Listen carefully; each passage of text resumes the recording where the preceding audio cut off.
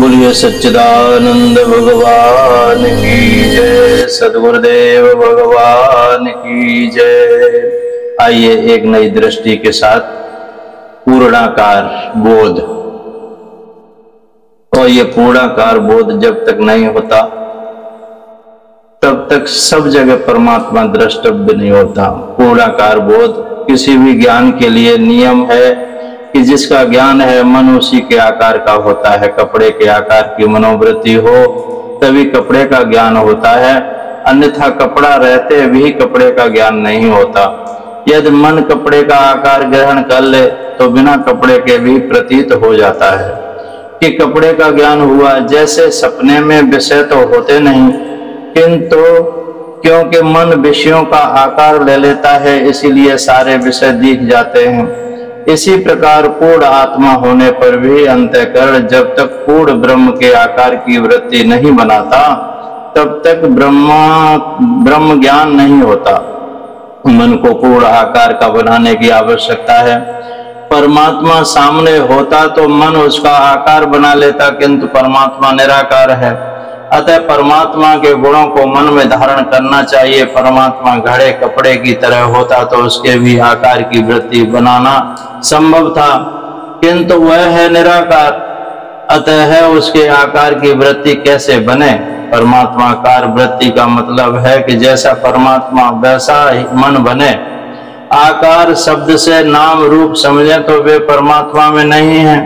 यह ठीक है कि किंतु असाधारण स्वरूप को आकार समझें तो वह परमात्मा का ही है। शास्त्र स्पष्ट बताता है कि आत्मा अत्यंत निर्मल, अत्यंत स्वच्छ, अत्यंत सूक्ष्म। बुद्धि भी जब अत्यंत निर्मल सूक्ष्म हो जाए तब उसे आत्मा की ही मानना पड़ेगा। अतः परमात्मा के स्वभावभूत स्वच्छता की तरह बुद्धि को भी जब स्वच्छ बना लेंगे तब आत्मज्ञान संभव है। हम अपने को शरीर मन आदि मानकर ही राग द्वेष आदि से ग्रस्त होते हैं। यदि व्यापक निर्लेप स्वरूप में ध्यान रहे तो कोई कामना दोष उत्पन्न नहीं होगा। व्यापक के लिए कुछ अप्राप्त नहीं और प्राप्त के किसी को कामना नहीं। भगवान ने गीता में 3 अध्याय 22 खोला। न मे पार्थास्ते कर्तव्यम त्रिश्लोकेषु किंचन नान वाप्तम अवाप्तव्यम वर्तेव च कर्मणि। अतः जो पूर्ण आत्मा पाना चाहे वह भी इसी प्रकार कर्म करे, किसी डर के बिना तथा किसी लालच के बिना वह करे जो करना शास्त्र द्वारा उचित बताया गया है। आत्मा की पूर्णता व्यापकता निर्विवादता है। लोग में सबसे जल्दी और सबसे दूर जाने वाला माना जाता है मन को, और आत्मा उससे भी तेज गति वाला किंतु निश्चल तत्व बताया गया है। यह तभी संभव है जब आत्मा सर्वत्र सर्वदा मौजूद है। दार्शनिक तथ्य ही पुराणों में भगवान की लीलाओं से समझाए गए हैं। ग्राह की पुकार पर भगवान वहीं प्रकट हो गए, क्योंकि वे पहले भी वहां केवल तब तक अप्रकट थे, प्रार्थना से द्रवित होकर प्रकट हो गए।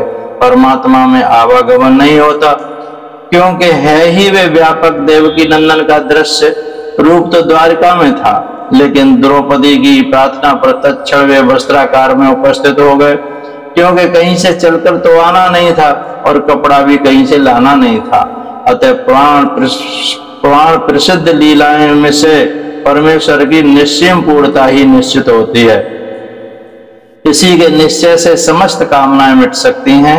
जहां कहीं भी भोग हो रहा है, चाहे स्वर्ग में इंद्र करे या धरती पर कोई राजा करे, उस शरीर में विद्यमान वही आत्मा है जो मेरे शरीर में है। यस्यायम पुरुषे यश्चादित्य से एका। इस अनुभव वाले को न कुछ अप्राप्त है न प्राप्तव्य है, तथा अतः किसी से झगड़े की भी कोई संभावना नहीं है। ज्ञानी के लिए सब कुछ मेरा है इसलिए झगड़ा नहीं, भक्त के लिए सब कुछ तेरा है इसलिए झगड़ा नहीं है। हर हालत में द्वैत की धूल झड़ जाए तभी कामना का पूरी तरह से निराश होगा, तभी शांति मिलेगी। न आत्मा 2 या अनेक हो सकते हैं, न ईश्वर एक से ज्यादा हो सकते हैं। वैदिक संस्कृति पूर्णता समग्रता की है। हमारा ईश्वर भी पूर्ण है, हम भी पूर्ण हैं। ईश्वर ने जो किया वह भी पूर्ण है। पूर्णता जब सभी स्तरों पर स्वीकार हो तभी परस्पर विरोध का समूल नाश संभव है। अतः उपासना भी परिच्छिन्न परमेश्वर की ही करनी चाहिए। परिच्छिन्न ससीम चाहे जितना बड़ा हो, उसकी उपासना करना व्यर्थ है, क्योंकि उससे स्वयं को पूर्णता का ज्ञान नहीं होगा। नामदेव की कथा प्रसिद्ध। नामदेव जी की अद्भुत परीक्षा पारस पत्थर की तरह गुरु का स्वभाव लोहे का सोना बनाना है। केवल भक्ति से नहीं, बल्कि गुरु या संत की शरण में जाने से ही मनुष्य को सच्चा ज्ञान प्राप्त होता है। संत विशोबा ने नामदेव जी को कैसे बनाया पारस? भक्ति कथा भारतीय परंपरा में गुरु सेवा से ही भक्ति की सिद्धि होती है। माता पिता जन्म देने के कारण पूजनीय है, किंतु गुरु धर्म और अधर्म का ज्ञान कराने से अधिक पूजनीय है। गुरु के मार्गदर्शन से जीवन जीने की कला के साथ परमात्मा की प्राप्ति का मार्ग भी दिखाई पड़ जाता है। मनुष्य चाहे जितनी साधना करे, वैराग्य भी धारण कर ले, किंतु जब तक किसी संत या गुरु की कृपा नहीं होती, तब तक मन और दृष्टिकोण शुद्ध नहीं हो पाता है और भगवान की प्राप्ति भी नहीं हो पाती है। इसलिए समस्त भव रोगों की औषधि गुरु है। महाराष्ट्र के संतों में श्री ज्ञानेश्वर जी, नामदेव, मुक्ताबाई, गोरा कुमार, नरहरि सुनार, सामता माली और विशोबा खेचर बहुत ऊंचे दर्जे के संत हुए हैं। नामदेव जी बचपन से ही श्री विठल, पंढरपुर के भगवान विठल, इन्हें पांडुरंग में व पंडरीनाथ भी कहते हैं, ये श्री कृष्ण का ही स्वरूप है। स्वरूप के विग्रह की पूजा, श्री विठल के गुणगान और विठल नाम का जप किया करते थे। एक बार श्री ज्ञानेश्वर जी नामदेव जी को अपने साथ तीर्थ यात्रा पर ले जाना चाहते थे। नामदेव जी ने कहा, आप पांडुरंग से आज्ञा दिला दे तो मैं चलूंगा।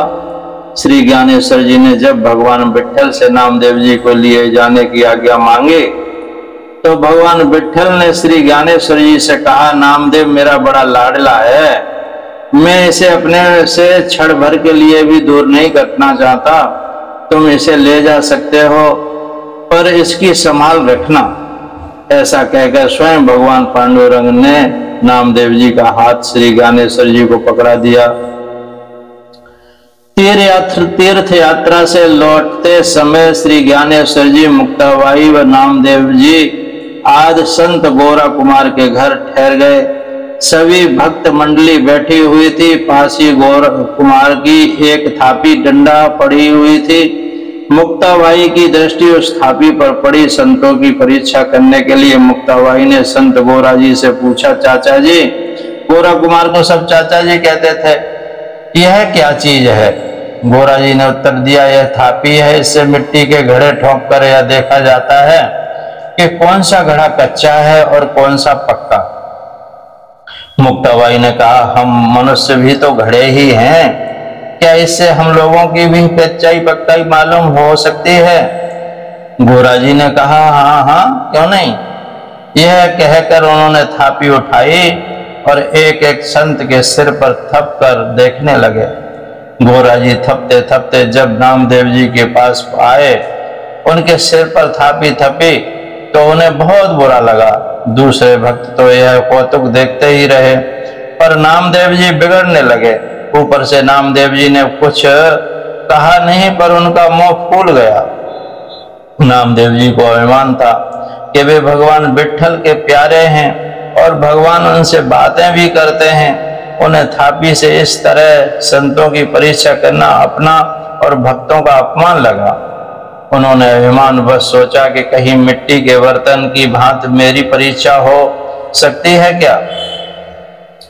गोरा जी ने अपना निर्णय सुनाते हुए कहा, भक्तों में सभी के भांडे मस्तक पक्के हैं, पर नामदेव जी का घड़ा अभी कच्चा है।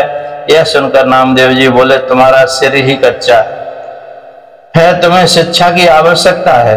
गोरा जी ने कहा, नामदेव तुम भक्त हो, पर अभी तुम्हारा अहंकार नहीं गया। जब तक गुरु की शरण में नहीं जाओगे, तब तक ऐसे ही कच्चे रहोगे।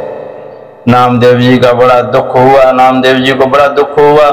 बेस जब पंढरपुर लौट कर आए, तब उन्होंने भगवान विठल से अपना दुख निवेदन किया।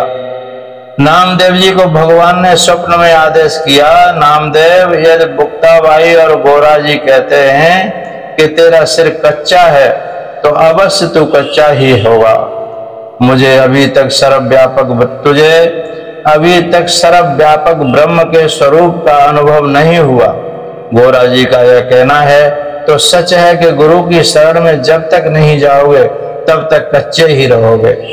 अब तो सदा तुम्हारे साथ हैं, हम तो तुम्हारे साथ हैं, पर तुम्हें किसी मनुष्य देहधारी महापुरुष को गुरु बनाकर उसके सामने नतमस्तक होना होगा, उसके चरणों में अपना अहंकार लीन करना होगा।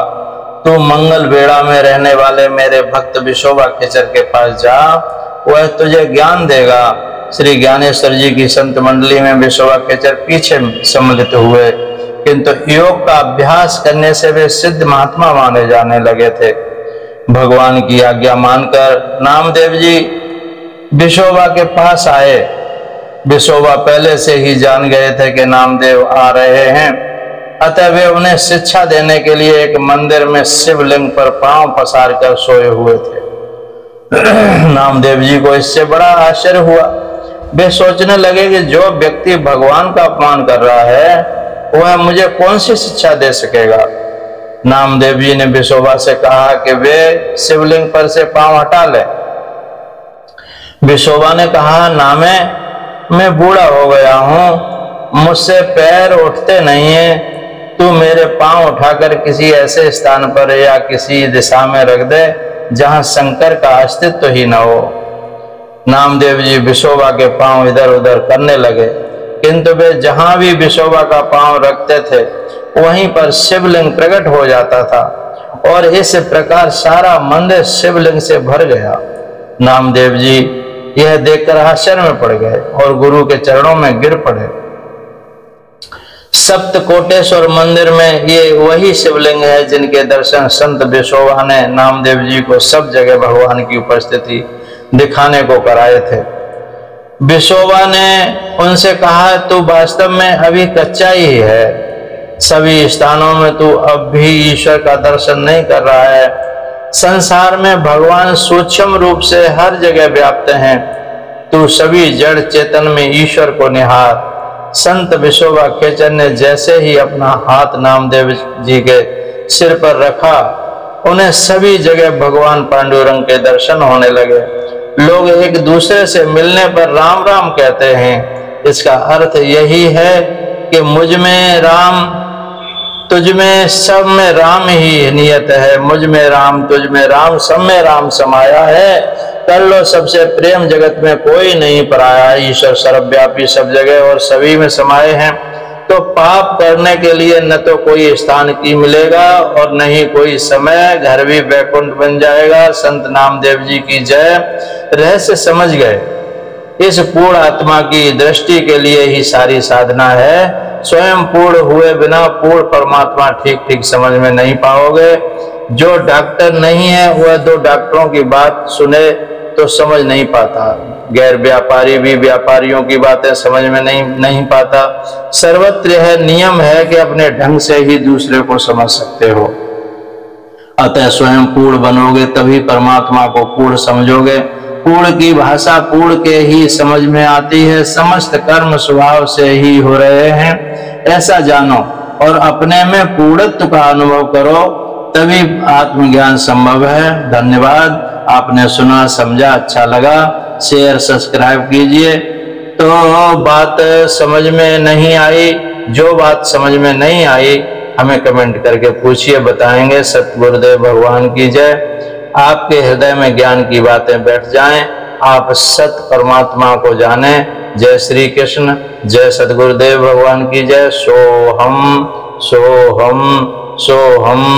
बोलिए सच्चिदानंद भगवान की जय।